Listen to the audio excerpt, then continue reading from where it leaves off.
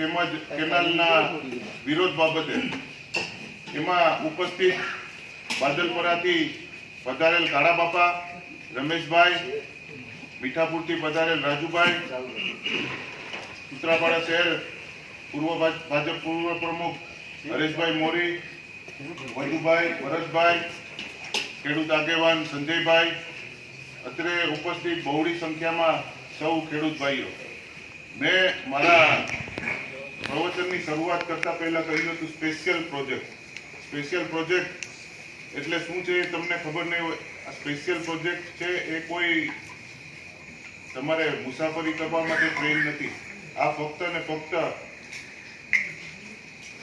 DHL company, city cement, Ambuja અને સારા port જે HPCL છે એના માટેનો જ પ્રોજેક્ટ છે. આ પ્રોજેક્ટની શરૂઆત આમ તો 2009માં જ્યારે મમતા બેનર્જી આપણા રેલવે મંત્રી હતા ત્યારથી આ પ્રોજેક્ટની શરૂઆત થઈ છે. આ પ્રોજેક્ટ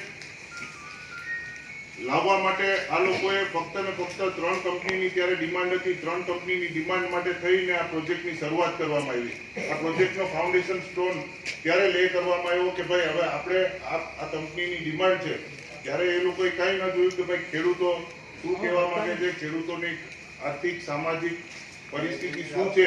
કારણ કે કોઈ પણ પ્રોજેક્ટ તમે લાવો, તમે જેને નુકસાન કરો છો એ આગળ એમની રોજગારી કઈ રીતના કરશે એ પ્રોજેક્ટની પ્રાથમિકતા હોય છે.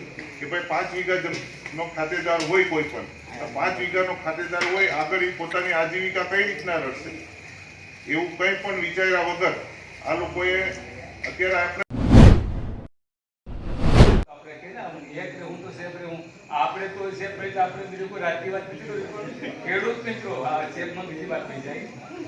ખેડૂત મિત્રો એક નહીં થાવ તો આગળ કીધું કે આ ફેક્ટરી છે, ફેક્ટરી ન્યા બોર્ડ ના જો મારી પ્રાઇવેટ બાઈક કે આમાં કોઈ રજા સિવાય અંદર તો આમાં આપણું ખેડૂતનું ખેતર છે, આપણા બાપનું છે. આમાં કેના બાપની તાકાત છે? રજાની અંદર આવીને ન્યા સર્વે કરી જાય. કોઈના બાપની તાકાત નથી. જે આવે એને બધા મિત્રોનો સાથ ને સહકાર છે. તમારી અંદર તમને પૂછાય વિના કોઈ ન અંદર આવી ન આપવો જોઈએ. અને જ્યાં પણ મીટિંગ હોય ત્યાં પૂરતા પ્રમાણમાં આજે પણ ઘણી સંખ્યા ધીરે ધીરે ગઈ થઈ અને વિરોધ સખત ને સખત વિરોધ કે આ આલિયા માલિયા જમાલિયાનું ખેતર છે એટલે જ્યાં મન પડે સર્વે કરવા આવી નીકળે 400 મીલા ચાલે ક્યાં તો રોવર રેલવે પ્રોજેક્ટ કાઢે, કેનાલનો રસ્તો કાઢે. હમણાં પાછા બીજો ભાઈ મને કહેતા અહીં તો બાયપાસ પણ નીકળવાનો છે. આ તમારું મન પડે કાઢો નહીં કે કાઢો નહીં.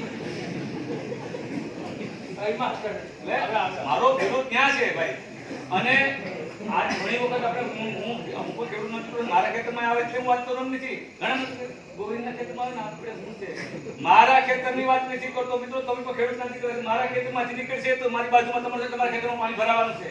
આ કોઈ વાત કરી રેલવે ટ્રેક છે કેટલો ઊંચો થાય બધા તમને આ બોટ ટ્રેક નીકળ્યા કેટલી જગ્યાએ રસ્તા નીકળ્યા. તમારી વાડીએ તમારે જવું હોય તો 2-3 કિલોમીટર ફરીને જવું તો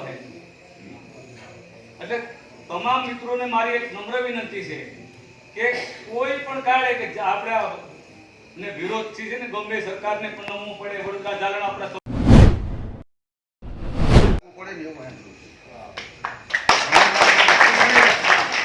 મને મગજમાં ખૂટ્યું છે. એનું મનોબળ કેવડું મજબૂત છે. આપણી મિલકત, આપણી જમીન, આપણી રોજી રોટી અને બીજા આવીને આપણે રમાડે એ તો થવું જ ન જોઈએ. એ વાતમાં મારો 100% અને આ શીખ લેવા જેવી છે આપણે બધાને, આજના એજ્યુકેટેડ માણસોને, અભણ માણસોને, વડીલોને અને આપણે ઘરે બેઠી બહેનો દીકરીઓ બધાને. જો આપણે આપણા પરિવારની કાળજી નહીં રાખીએ તો ગમે એ આવીને ગમે એમાં આપણો લાભ લઈ જશે. એટલે પહેલી વાત એ છે કે હું ગોવિંદભાઈ ભેગો છું ને તમે બધા મારી સાથે સંમત છો એટલે એમાં તો વાંધો નથી ને કોઈને. હવે આપણી જમીન બચાવવી છે તો એના માટે થઈને આપણે લડાઈ, સમાજ, સંગઠન, એકતા, ભાઈચારો અને કૂટનીતિ દૂર રાખવી પડશે. આપણા આગેવાનો હોય એનું કામ એ કરે. આપણે તો આપણી રોજીરોટી બચાવવી છે, આપણી માને બચાવીએ. આપણી માને નહીં બચાવીએ તો આપણી બાઈને નહીં બચાવીએ, આપણી બેન દીકરીને નહીં બચાવીએ. કહીએ છે ને કે આપણે ઉઠીને પૈકે લાગીએ હે ધરતી માતા મને રોજીરોટી આપજે, મને સારો રસ્તો આપજે, એવું આપણે માને પૈકે લાગીએ. આને પછી જન્મ થતા હોય તો આપણો પહેલો પગ ક્યાં પડે? આની ઉપર પડે. તો આપણે તો આપણા પુરખોએ આપણને જે મિલકત આપી છે એને હાચવવાની છે. આ વાત રહી વિકાસની તો એ સરકાર છે એની નીતિ પ્રમાણે હાલતી હોય. 2009માં હું મીઠાપુર ગામનો સરપંચ હતો. કોઈ વાતની મને ખબર નહીં. તે સમયે ભાઈ દીપકભાઈએ કીધું કે કેન્દ્રમાં કોંગ્રેસ સરકાર હતી અને ત્યારે સરકારે નિર્ણય લીધો કે ભાઈ આ રેલવે પ્રોજેક્ટ ઇન્ડસ્ટ્રીયલ રેટને ધ્યાનમાં રાખીને જે તે સમયે ઠરાવો થયા. એ સમયમાં સર્વે અમારા ગામને અડીને જ બિલકુલ મીઠાપુર પંચાયત ઉપર થઈને થયો. એટલે ગામના 5 વડીલો હતા. મને કે આ હું અહીં બોલું ડબલા લઈને ફરે. આપણે તો એ ગમે તે જઈ શકતા નથી.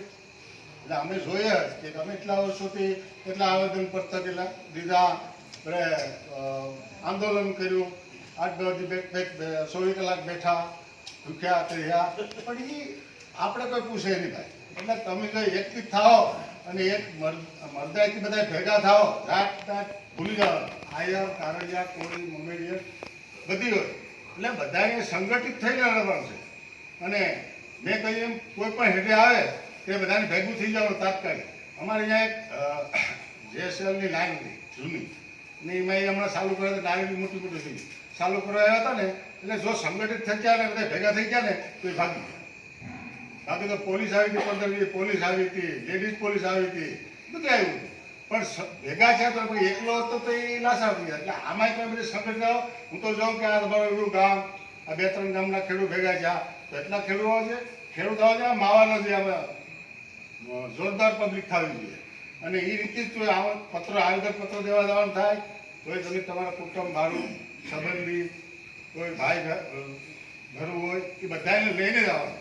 એટલે જ્યાં આપણે બાંધવું નથી કે મારા ભાઈ નથી, આપણે જ્યાં માથા દેખાડવાના છે. અને આપણી જમીન છે, આપણી જમીન ઉકેલવાની છે. અને સરકાર એમ કહેતી હોય કે અમે પ્રોજેક્ટ કરીએ ને એમાં 2-5 હજાર માણસોના અમે રોજીરોટી આપીએ તો એનાથી 10 ગણી રોજીરોટી આપણે એટલી જમીન જો ઘઉં થાય, બાજરા થાય, શેરડી થાય, નારેળી થાય, તો એ બધું ઉત્પાદન કરીએ તો એની રાહ કેટલા જ રાખવાનું જોઈએ છે. આપણે મજૂરથી માંડીને, વેપારીથી માંડીને, ટ્રાન્સપોર્ટિંગવાળા બધા કામે. એટલે એ રીતે છે. એમાં ભાઈ સરકારને તો હું પણ સમજુ કે જરૂર છે, ઉદ્યોગોની જરૂર છે, પણ આજે દરિયાકાંઠો છે, આ તાલાળાવાળી લાઈન છે, એમ ચાલતી લે તો સારું. બીજું તો શું કહીએ આપણે. જય જવાન જય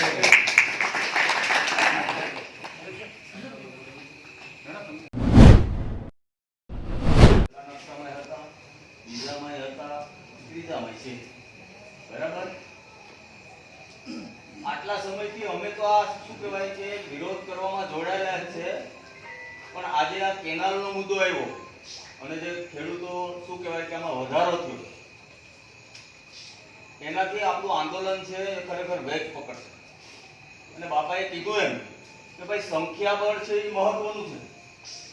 જો સંખ્યાબળ હોય, કીધું એમ કે ભાઈ માથા દેખાડો તો આમાં કંઈક આપણા ઉપર શું કહેવાય કે સરકાર છે આપણી સામે છે એ પાછી પડશે. બરાબર. તો ખરેખર આ વસ્તુ ઉપર ધ્યાન દેવાનું થાય. આપણે વાડીએ શું કહેવાય કે પનીરની પાર્ટી કરીએ તો 5-10 જણા ભેગા હોય મિત્રો, બરાબર. પછી ક્યાંક ફરવા જઈએ તો 5-10 જણા આપણા ભેગા હોય. પણ જ્યારે આવું આંદોલન હોય અને ત્યાં આપણે શું કહેવાય કે ખાલી 2 જણાને ભેગા સાથે લઈને જવાના થાય તો આપણે લઈને જઈ શકતા નથી. તો એ વસ્તુને આપણે સુધારવાની જરૂર છે ભાઈ. આપણા જે મિત્રો છે જેની સાથે આપણે રોજ ફરીએ છીએ એને ભેગા લઈને આવો ભાઈ. સંખ્યા એ જ મહત્વની છે. પછી આપણે એમ કહીએ કે ભાઈ આમાં કોઈ રાજકીય સપોર્ટ મળતો નથી, પણ ક્યાંથી મળે ભાઈ? આપણી પાસે સંખ્યા જ નથી. જો સંખ્યાબળ હોય તો રાજકીય સપોર્ટ પણ તમને 100% મળશે. હું આટલું જ કહેવા માંગુ છું. એટલે કહેવાનો મતલબ એ છે કે ભાઈ આંદોલન થાય ત્યારે જ્યારે પણ આ લોકો આપણે હાકલ આપે કે ભાઈ જવાનું છે તો એક નહીં આપણા ભેગા 5 જણા લઈને જવાનું. જય જવાન જય કિસાન. બધા ઉભા રહી જાઓ. ખેડૂત માટે બોલવું જોઈએ. ગૌ માતાના સાનિધ્યમાં આજે એક મેસેજના માધ્યમથી આગેવાનો થોડી મહેનત કરે એટલા ખેડૂતો બધા ભેગા થયા છે. દીપકભાઈ છે, મારા આગેવાનો છે, પછી આપણે આગેવાનો ખેડૂતો આજુબાજુના ગામમાં સૌ બધા આવ્યા છો. બધાનું હાર્દિક સ્વાગત કરીએ છીએ. લગભગ તો બધાએ કહી દીધું. બાપાએ જે સરસ વાત કરી છે મને તો બહુ ગમી છે. રાજુભાઈની લખાણી, કારણ કે અમે તો 2016થી, રાજુભાઈ તો 9થી ચાલે છે, હું 2016થી જોડાયેલો છું. પણ કાકાએ જે વાત કરી લે ખેડૂત એ ખેડૂત જ છે. સરસ વાત કરી, મને બહુ ગમી એમાં. ઘણા વસ્તુ એવા છે કે એણે જે કીધું ને એ સરસ કીધું છે. લગભગ તો બધાએ કહી દીધું છે, આગેવાનો બધા દીપકભાઈ કીધું છે, બધાએ કીધું, એટલે મારે વધારે તો કહેવાની જરૂર નથી પડે. છતાં બી એમ તમને કહું છું કે અત્યારે જે ટ્રેનની જે વાત છે એ 2016 થી શરૂઆત, જો કે 9 થી શરૂઆત, 16 થી અમે શરૂઆત કરી. 2019માં 20/1/2019માં જાહેરનામું બહાર કર્યું હતું. જાહેરનામાની અવધિ હોય વર્ષ દિવસની. એમાં જો કઈ કાર્યવાહી ન થાય ને તો વર્ષ દિવસમાં ઇલેક્ટ થઈ જાય એટલે એમાં કેન્સલ થાય છે. 19/2/2019માં અમે એને વાંધા અરજી, એની પ્રોસેસ હોય છે કે જાહેરનામું બહાર પડે પછી એમાં ઘણી પ્રોસેસ થતી હોય છે કે તમને વાંધા અરજી માટે આપવાની ઓપ્શન આપે છે કે મહિના દિવસમાં તમારે એને વાંધા અરજી આપવાની હોય છે. હવે દીપકભાઈ કીધું એ પ્રમાણે અમારે આજુબાજુના ગામડામાં મિટિંગો કરી 4000 ખેડૂત સાથે 1500 થી 2000 વાંધા અરજી આવી છે. હજી સુધી એનો કોઈ જવાબ અમને આપ્યો નથી. પણ અમે એટલી બધી તાકાતથી લડ્યા હતા ને, પણ વર્ષ દિવસમાં એ લોકો ક્યાંય કોઈ સર્વે કે કોઈ વસ્તુ કરી શક્યા નથી. શું કામ કે ત્યારે અમારા ખેડૂતોની શરૂઆતમાં એકિકતા સારી હતી કે રાજુભાઈએ કીધું છે એ પ્રમાણે કે ભાઈ 2019માં ધીરે ધીરે ચાલતું રહે. અમે ઘણી મિટિંગો કરી છે. આ જે લડત છે ને એ બહુ લાંબી ચાલશે.